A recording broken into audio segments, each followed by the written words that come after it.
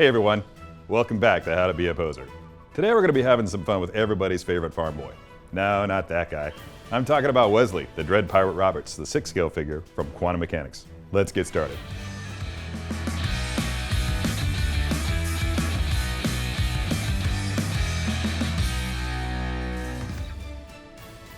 All right, here he is, Westley, the Dread Pirate Roberts. Still in his box, exactly how he's going to come to you. Comes with 2 portraits, so you have your choice between masked and unmasked, a glorious looking sword, nice looking cup, several hands. Can't wait to see what I can do with all this stuff, so let's get rolling. Okay, here he is, Westley, the Dread Pirate Roberts.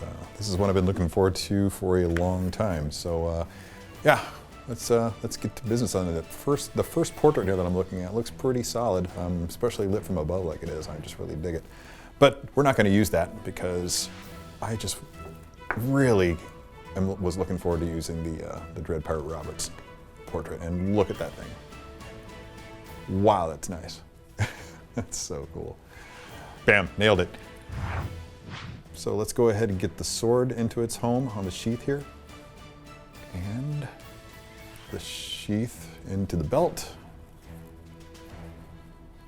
And just keep messing with this. I want to say that this ornamentation here needs to be on the side, kind of draped down and draping across his hip. So just stay on top of that. You're going to need to also stay on top of this and try to keep that belt as close to center as possible. All right, should we have him fighting left-handed? No, he's not left-handed. We know that. All right, cool. Let's just go ahead. Okay, nice flexible fingers here, which is great because this looks like it could be delicate. So I'm just going to gently use my thumb to pull those apart and slide that sword right into home. I brought this up before with bladed weapons, but you should always have the edge of the weapon in line with these knuckles, with the second knuckles of the hand. It's just that's just how it's done, folks. Don't ask me how I know these things, I just do. And I'm starting to think that this is going to be one of those terrific figures that actually kind of poses itself, because I can already see that he's kind of got the posture that I wanted to go for. A bit lackadaisical, more than a little cocky, and just like, yes, I'm the Dread Pirate Roberts. I admit it with pride. And that's the last time any of you will ever hear me try to fake a British accent.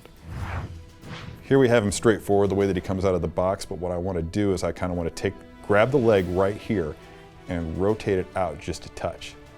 That has the added effect of rotating the feet away from each other, so you get this nice little triangle going on down here. Then move the feet just ever so slightly apart, and then cock those hips. I think if I tug on this belt a little bit, it makes it, see what I did there? By tugging on that and tightening that knot, I gave a nice appearance of downsizing to the belt itself. It just helped for that stuff to read properly. All right, I'm going to turn his torso a little bit more towards the camera here. And I like the way that the sword is kind of angled down. He's definitely ready to use it, but he's not on guard. He's that confident that he doesn't care. I'm going to rotate that leg just a touch more.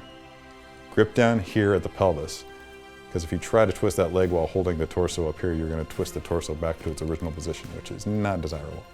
Usually I like to have the legs ever so slightly apart, but I kind of feel like there's a certain quality to someone fighting with a rapier that you almost expect them to, just on occasion, have the heels of their boots closer together. Again, that's not something that I would typically do. Posing this figure is so easy. You can see what I'm doing here with the fabric. That's really not doing a whole lot for the posing, but this is some really, really black fabric. So every little bit of dust, what have you, is showing up there. I'm just kind of having his hand on the hip. Again, that just kind of gives that whole lackadaisical devil-may-care swashbuckler attitude to the pose. Yeah, it's actually working better than I anticipated even. From this angle, if I show it to you, you can see that his arm and his elbow are kind of fading behind the figure there. So I'm going to bring that out just a little bit. Just a little bit of a twist to it, move that arm up. And actually that has the added benefit of making the hand fit much more flush to the torso. All right, I'm just going to tilt his torso back just a touch, just kind of get that little curve that I always try to get, leading from the feet all the way up to the head. And make sure that you don't make the mistake of having his head level. Just give it a bit of a tilt. Again, think cocky, think swagger. This is the Dread Pirate Roberts after all. Now, I just want to rotate that arm so that if you were to bend it, you would bend it forward. It's not going to be bent forward for the purpose of this pose, but you could if you wanted to. So just kind of chilling. You can do modifications to this as well. I mean, if you wanted to, you could have him bend his sword up into sort of a bit of an on guard position. See? Very easy. No need to adjust the posture at all. But just once you get this posture dialed, just little tweaks of the arm to wherever you want it to be, and you have all kinds of options available to you. Really dig this figure. No stand required. And that'll do it. Westley's hero's journey didn't happen on screen. From our perspective, he legitimately transforms instantaneously from this quiet, shy, sweet, smitten farm boy to a cocky, swaggering rogue. And this figure pulls that off in spades.